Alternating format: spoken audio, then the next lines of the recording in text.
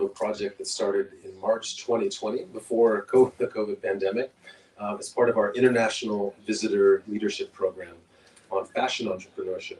So we had 7 talented Malagasy fashion designers who are here with me today, and they experienced firsthand the economic contribution of the fashion industry in the United States.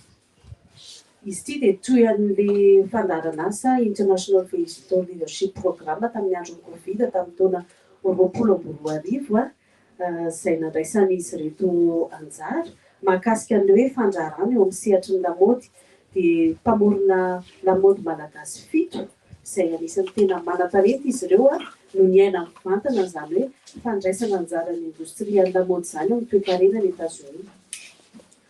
So during that 2-week program, they traveled around the U.S. and had direct exposure to both the American and global fashion markets to help understand how to expand their reach and impact here in Madagascar. Nandritran'izany fivahinianan'izy ireo tany États-Unis nandritran'ny 2 herinandro izany dia afaka nankafy mivantana ny hoe tsenan'ny lamaody Amerikana izy ireo sy ny tsenan'ny lamaody maneran-tany mihitsy izay nanampy azy ireo moa hanana fahalalana hanitatra sy hamantatra ihany koa mety hoe vokatra tsara azon'izy ireo entina eto Madagasikara entina ampivoarana ny industrian'ny lamaody. So they were able to learn the history and the evolution of the U.S. fashion industry, small business development, and current consumer trends. Tamin'izany ihany koa nahafahan'izy ireo nianatra ny tantara sy ny fivoaran'ny industrian'ny lamaody Amerikana dia tafiditra tao ny fivoaran'ny orinasa madinika ary ny foroana ny filan'ny mpanjifa amin'izany sehatra izany. So they also experienced the importance of addressing the need for sustainability and the concept of eco-fashion into the industry. Natsapa ihany koa izy ireo tamin'ny tany États-Unis mazava-dehibe ny fitadiavana vahaolana maharitra eo amin'ny fifandraisan'ny tontolo iainana sy ny industrian'ny lamaody. So today, I'm excited to join them to launch Metamorphose to bring that knowledge back to Madagascar.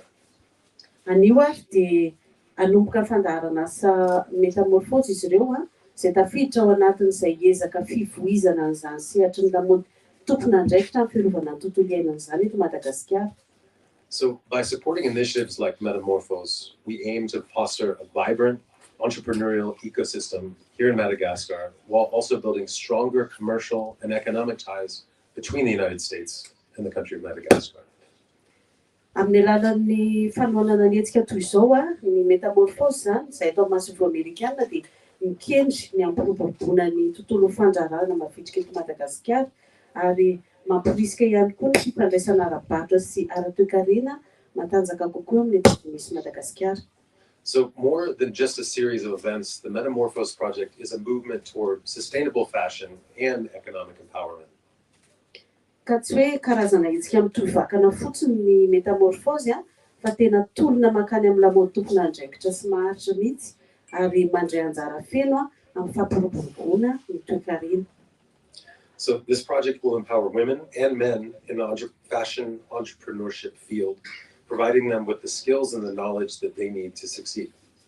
Ity tetikasa ity koa dia anohana an'ireo vehivavy sy ny lahy eo amin'ny sehatra izany fandrarana lamaody izany hanome azy ireo ny fahaiza-manao sy ny fahalalana izay ilainy mba ahombiazany amin'izany sehatra izany. So the Metamorphose project is also about fostering collaboration between U.S. government alumni, entrepreneurs, and promoting eco-friendly practices. Ny Metamorphose ihany koa dia tetikasa entina hoe hanamafy ny fiara-miasa misy ao amin'ny samy mainty molala ny fandaharan'asa mifanakalozana toanan'ny gouvernement Amerikana sy ny mpandraharaha ary indrindra ampiroboroboana ny fihetsika rehetra entina iarovana tontolo iainana ao amin'izany sehatry ny lamaody izany. We're proud to support this initiative at the U.S. Embassy, and we look forward to the positive impact it will have on the Malagasy fashion industry and beyond. Tena faly izay manohana an'ity hetsika ity ary manantena mihitsy ny ahita vokatra sy fiantraikany tsara ho an'ny industrian'ny lamaody malagasy ary mihoatra noho izany aza. Together, we can create a sustainable future for fashion and foster stronger economic ties between Madagascar and the United States. Thank you. Isika miaraka izao moa no miaraka mamorona ho avy maharitra ho an'ny lamaody tompon'andraikitra ary mampiroborobo ihany koa ny fifandraisana ara-toe-karena matanjaka eo a Madagasikara sy États-Unis. Dia mankasitraka antsika tompoko. Dia misaotra an'Andriamatoa Craig Ferguson isika tamin'izay lahateny fohy nataon'izay mahakasika ny ity fampahafantarana ny tetikasa métamorphose ity. Araka ny fanambaran-teny am-piandohana dia tonga zao ny fotoana omentsika an'ireo mainty milala ny fandaharan'asa International Visitor Leadership Programme na IVLP. Izy ireo izay nandray anjara ihany koa tamin'ilay hoe fanjarahana eo amin'ny sehatry ny lamaody tany États-Unis ny fitenenana izao. Mahafana izy ireo milaza ny andindiny mahakasika ny tetikasan'izy ireo ilay hoe métamorphose dia ampahafantarana anareo ihany koa ny akon'ny fivahinianan'izy ireo tany États-Unis. Dia aorianan'ny fandraisana anjara fitenenan'izy ireo dia avy hatrany dia miroso amin'ny fanontaniana sy valiny isika raha mila fanampanazavana isika rehetra. Mankasitraka tompoko dia omena anareo avy eo amin'ny IVLP fitenenana. Misaotra felana nanome fitenenana dia misaotra grevy efa nanavakava sahady ny zavatra tokony ho lazainay. Voalohany indrindra dia manatitra ny arahaba amin'ny anaranay Fito Menadany. Henako izao izay zokony indrindra aminay izay nisitraka ny odia fifanankalozana nataonay tany États-Unis io. Ary izany indrindra no ny tamberibidiny dianay no antopisika eto Androany. Zavatra rehetra nefa tsara angambany raha ohatra izahay no manolotra ny tenanay eo anatinareo ahafahanareo saray avy mahafantatra hoe iza no mifampiresaka aminareo. Zaho zany teny taso ao amin'ny sehatry lamaody fa atao amin'ny sehatry lamaody. Angamba zay ataontsika tsotsotra kely ohatr'izay fa avy eo dia hitaritsika arak'izay fanontaniana ataonareo. Manaraka Fanal, Gon, Sarik, Lamba, Eva, marque Lamba, Luka. Mbola ilaza ny tekiny ihany rehefa tonga ny fotoana anolorany ny teny amin'ny anjarany. Fa vidiako kely ngamba ny anohizako ny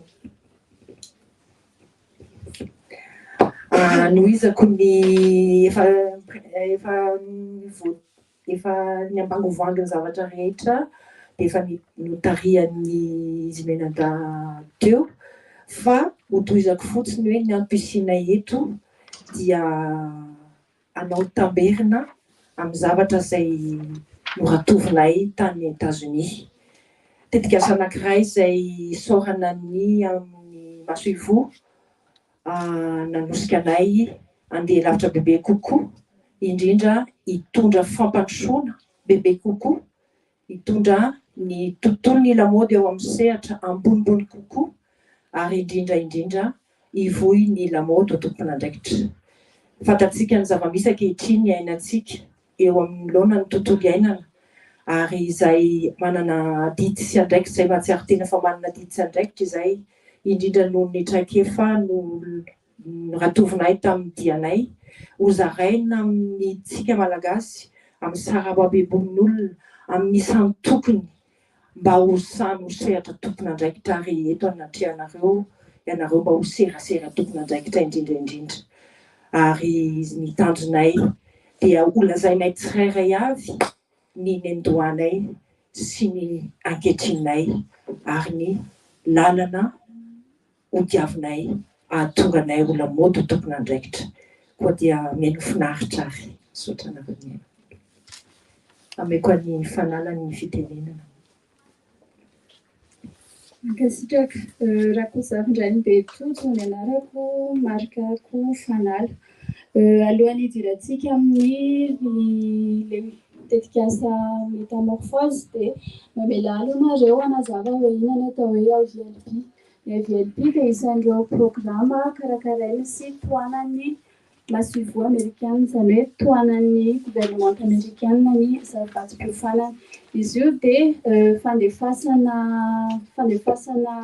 olona matianina amina sehatra anankiray any États-Unis, izany hoe manao fivahinianana any, dia miserasera amin'ireo matianina mifandraika amin'izy. Ho anay manokana moa izany dia ny resaka fashion entrepreneurship no nataonay tany tamin'ny volana marsa 2024.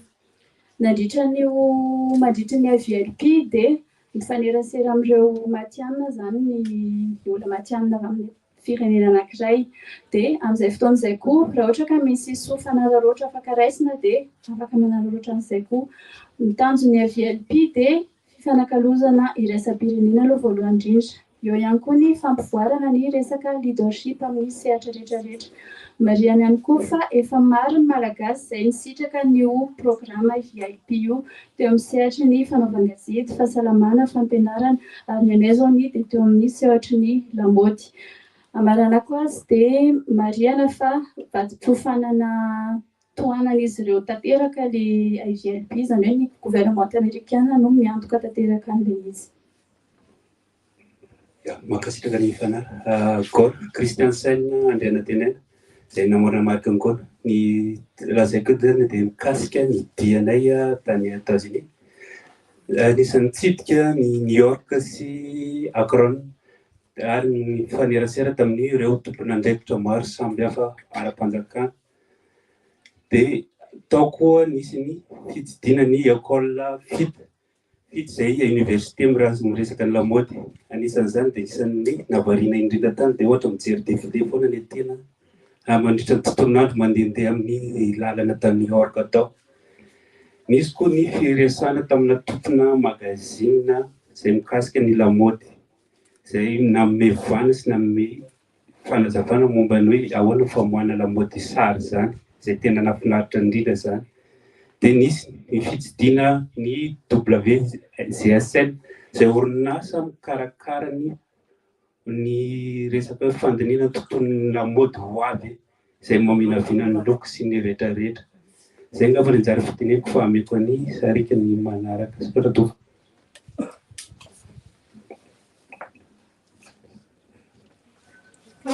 Lucas Andriamavonjy, fantatry ny maro amin'ny anarana hoe Lucas. Anazava amintsika ny antony safidianana ilay lohahevitra hoe métamorphose no andraisako fitenenana eto.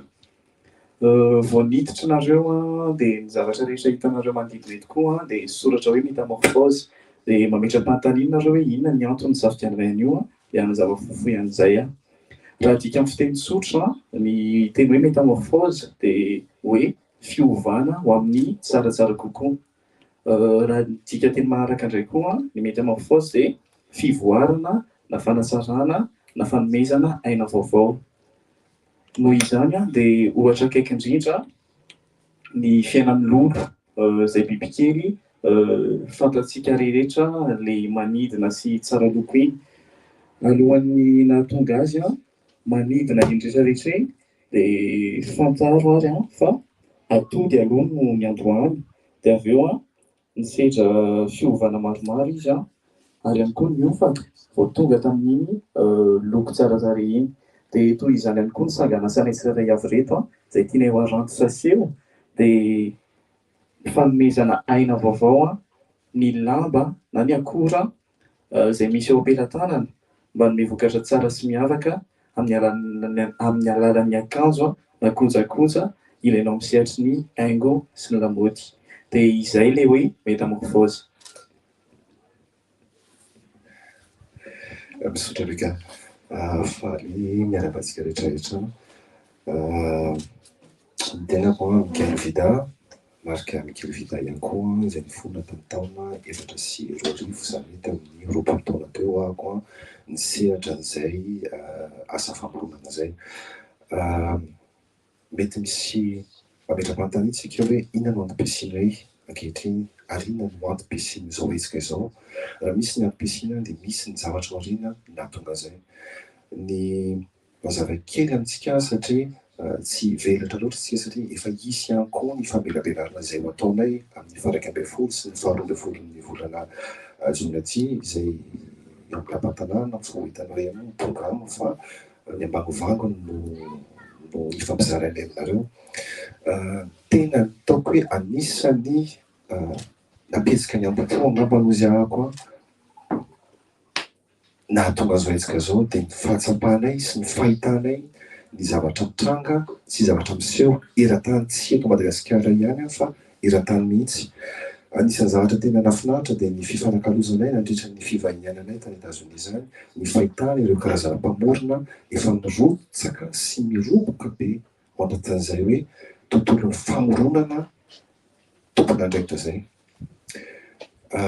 Amin'ny firenena andalam-pandrosoantsika dia mbola maro ireo sakana hoy ahako izay tsy mbola ahafahantsika loatra miroboka sy misehatra an'izay tontolo izay hoe ny tontolon'ny lamaody tompon'andraikitra. Nefa kosa hoe ny fotoana dia tsy maintsy atomboka ary misy fotoana ny zavatra rehetrarehetra dia mahatsapy izay hoe fotoana ankehitriny anombohana sy ampirisiany sy ampianarana ireo mpiarabelona sy ireo olona rehetrarehetra Madagasikara satria mbola eto Madagasikara moa izay no misehatra indrindraindrindra amin'izao fotoana izao mba hirotsaka kokoa anatin'izay sy hanjifo ny atao hoe lamaody tompon'andraikitra izay. Fantatritsika tsara fa indrindraindrindra ho an'ireo siantifika sy ny hamanto fa ny fikarohana zary isan'ny tena mampatahotra amin'izao fotoana izao raha fantatritsika natao an'ilay hoe ny fetra sivy mamaritra ny planeta hoy ahako dia amin'izao fotoana izao efa mihoatra efa mahatakatra ny fahenontsika zao eran-tany izay hoe mihoatra izay amin'ny tokony ho izy ny fampiasana sy ny fiovan'ny ny atao hoe ny toetra ny fiovan'ny ny tontolo iainana ny rano fisotro eo ihany koa ny tany fambolena izay zavatra rehetrarehetra zao dia mifandray daholo ny zavatra rehetrarehetra zao tsy ny lamaody ihany fa maro ireo sehatra ataoko hoe izay tokony handraisana andraikitra dia hoy aho hoe hoy izahay hoe ity sambatra-bavarano amin'ny anjara biriky hoentinay mpamorona hidirantsika anatin'izay tontolo izay mba ho tontolo afinaritra indray izao tontolo izao dia mankasitraka tokoa. Miarabantsika rehetra Evany anarako Evana Kotoarivony dia tompony marika Lambazy efa nisy nandritry ny 10 taona teo eo. Inona moa no tanjon'ity tetikasa metamorfozy ity? Ny voalohany indrindra dia ny fampahafantarana sy fanairana ny sain'ny mpiara-belona momba ny voka-dratsy ateraky ny lamaody eo amin'ny tontolo iainana. Indrindra fa ny akanjo zany misy karazana be dia be ny lamaody fa ny akanjo moa zany tena resahantsika eto. Ankoatran'izay fanentanana ihany koa ho amin'ny fandraisana andraikitra, fanentanana ny sokajin'olona rehetra raha azoko lazaina ohatran'izay satria manomboka eo amin'ny fitondram-panjakana ny olona mitantana ny orinasa, olona misehatra eo amin'ny ny olona misehatra eo amin'ny lamaody zany tiako tenena dia ireo mpamorona namanay ianareo mpanao gazety ny mpanjifa indrindraindrindra hatramin'ny hoe mpianatra satria tsara raha mbola mpianatra dia efa mahafantatra an'izany sahazy izany hoe raha zohina zany dia ny rehetrarehetra mihitsy no entanina sy ampahafantarina an'izay le hoe voka-dratsy ny lamaody amin'ny tontolo iainana izay. Manaraka an'izay tanjony anankiray ihany koa ny fanampiana ireo vehivavy indrindraindrindra izay te hisehatra eo amin'ny lamaody satria isy ny fizarana hetran-kefa sy fampianarana amin'ny volana aogositra iny. Dia ny farany indrindra fa tsy ny kely indrindra, ny farany fa tsy ny kely indrindra ny fifanampiana ny fiarahamientana aminay samy alumnay. Kasitraka. Ny tenako moa dia raha mily sans sarika izay fantatra amin'ny marika hoe sarika raha. Androany dia manome anareo ny programa nasanay, ny metamorphose dia zavatra tsy andalo fa zavatra hozarainay ampiarabelona ary maromaro ireo zavatra ho ataonay mandritra ny amin'ity taona ity mba ahafahan'ny mpiarabelona amintsika rehetra mba hisitraka izany.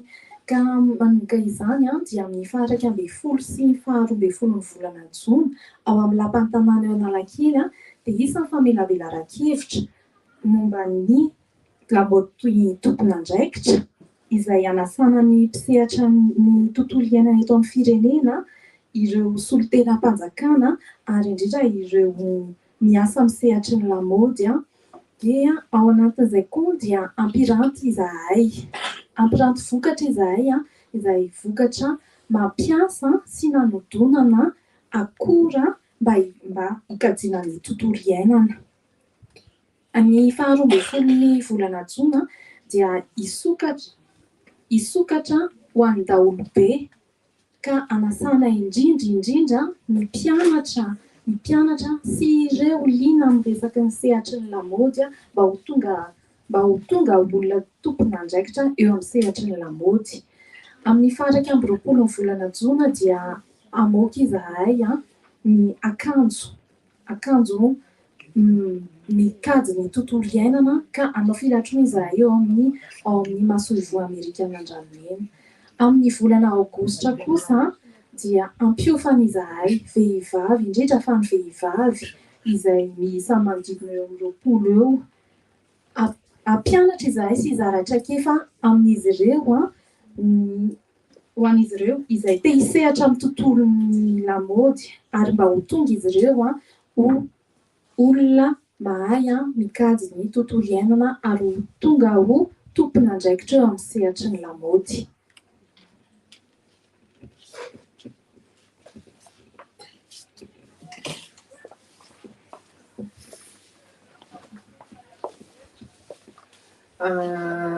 Tapitra ny fitenenana ary matoky amin'ny fa voarainareo amin'ny tsakazao.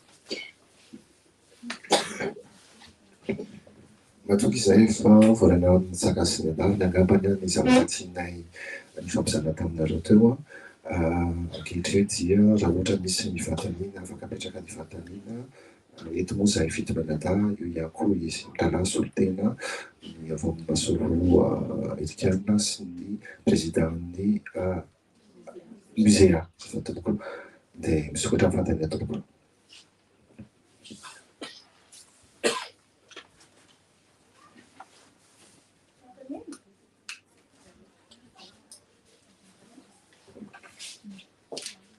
Salama tompoko santatra mpanao gazety Matteo Plus.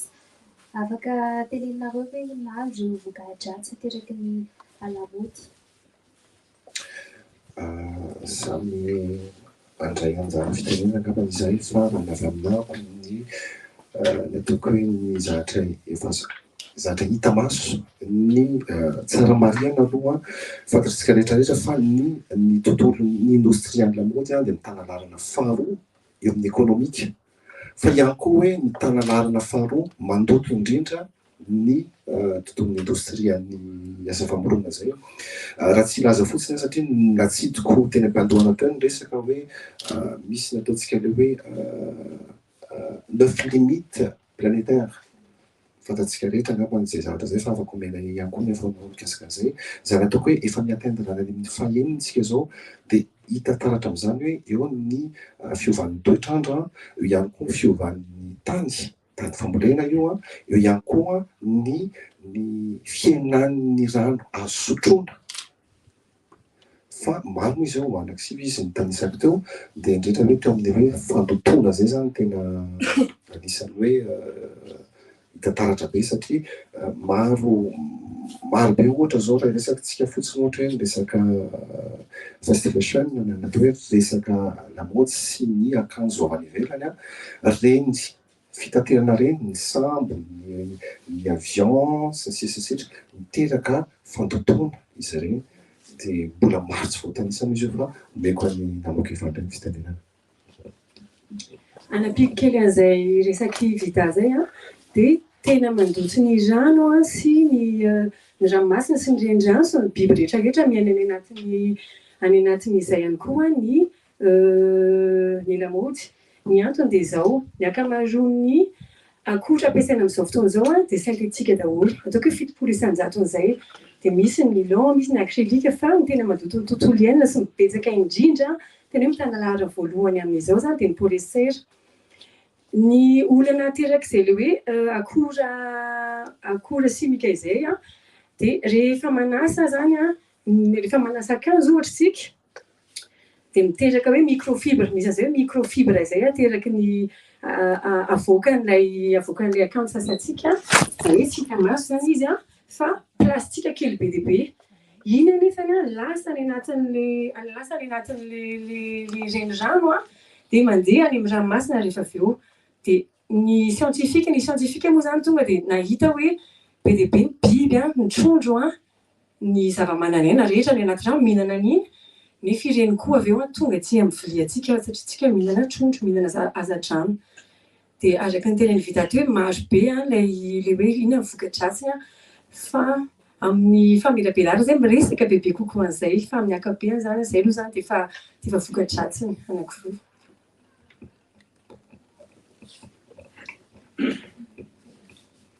Misaotra indrindra dia inona zany ny vahaolana afaka aroso hisorohana amin'izay voka-dratsy teraky ny lamaody izay?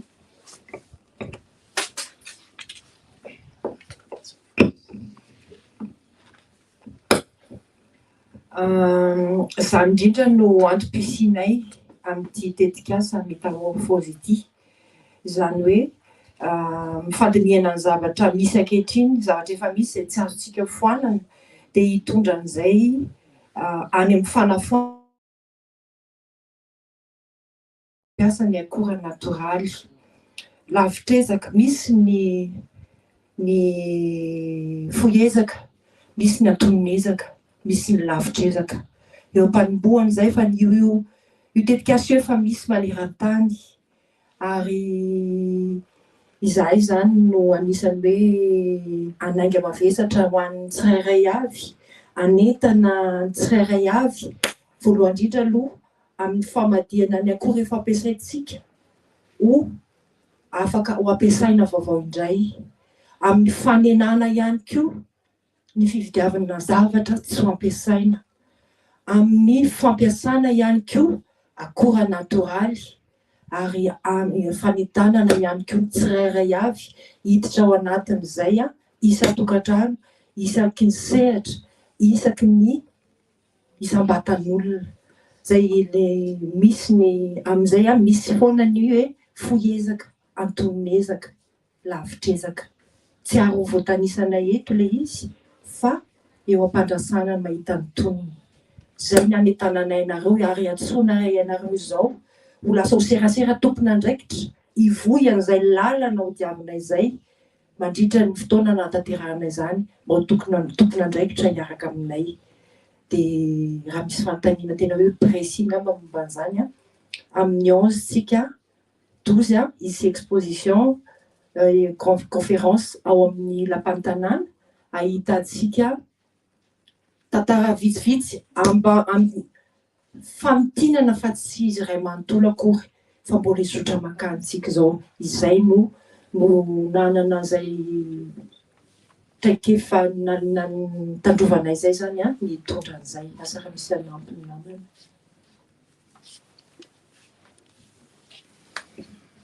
Ia, tsy olava resaka tsy namana ko ary tsy pasoko efa malama fa ny fantanisa tena mahafinaritra hoe misy marina ny zavatra azo atao dia hoy ihany fa teny hoe etsy efa misy ny zavatra azo atao dia araka ny teny tazoty hoe hitondra izay ny anjara-birika anentanana rehetra mba hiditra anatin'izay tontolo izay tsika fa efa misy tokoa ny solution na ny atao hoe ny zavatra azo atao a hiadina amin'izay fahasimba-tontolo ihany izay.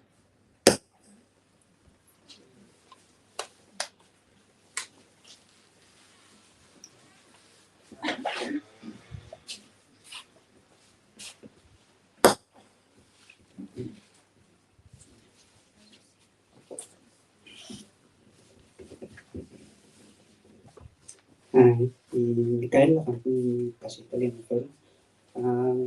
Rehefa miresaka hoe lamaody tsy anareo mpamorona ihany fa tafiditra ao anatiny ihany koa ny ireo mpamokatra lamba ao anatin'ny entreprise France mety hoe tafiditra ao anatin'ilay famelabelarana ve izy ireo?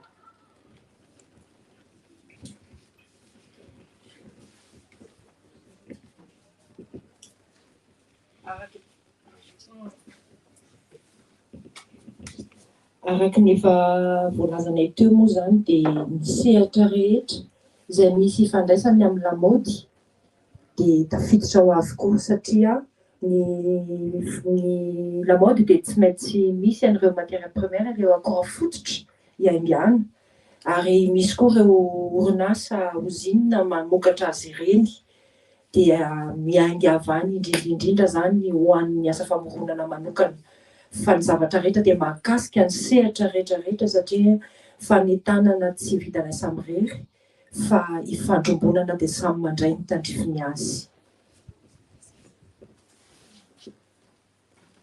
Asa mavaly ny fanontanianao fa azafady? Mbola misy fanontaniana hafa?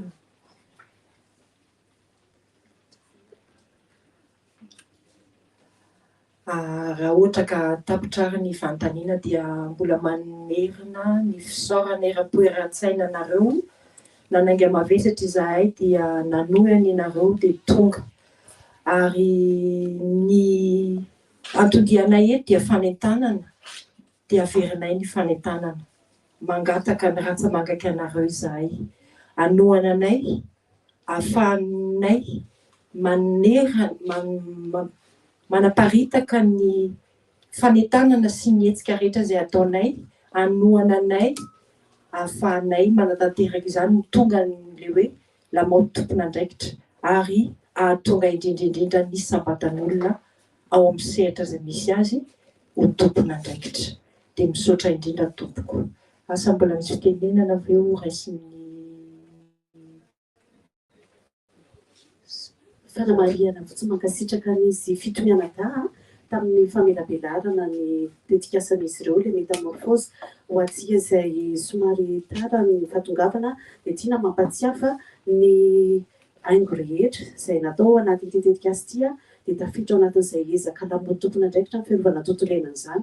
Tafiditra ao an'ity ny akanjo rehetra izay anaovan'izy rehetra ireo dia tafiditra ao anatin'ilay fampiasana ilay akora efa nisy no avaozina avokoa dia noho n'izay fanajana ny tontolo iainan'izay dia tsy hisy ny communiqué de presse hozaraina amintsika fa alefa mailaka ilay izy dia afaka misoratra anarana azy tsika andefasana sy anaparitahana an'izay vaovao izay sy ny mahakasika ny momban'izy ireo rehetrarehetra izay voalaza teo ihany koa dia mankasitraka antsika rehetra hatrany tamin'ny fatongavana dia misy